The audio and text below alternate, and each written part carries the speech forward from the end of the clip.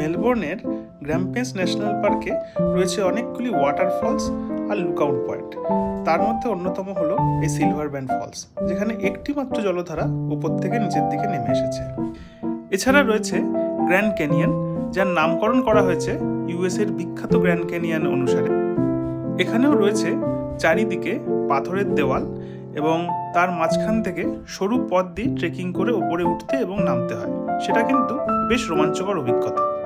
আর রয়েছে এখানকার সবচেয়ে জনপ্রিয় জলপ্রপাত ম্যাকেনজি ফলস।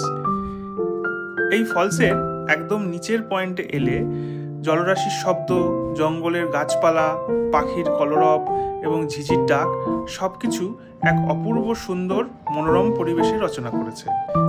আমাদের আজকের এই ডে ট্রিপটি আমরা করেছি গো ওয়েস্ট ট্যুর কোম্পানির সাথে। এই টিম হচ্ছে আমাদের আজকের গাইড। গ্র্যাম্পিয়ান্স ট্যুর এখানেই শেষ করলাম। ক্যাঙ্গারু আর ওয়ালাবিদের গুড বাই বলে।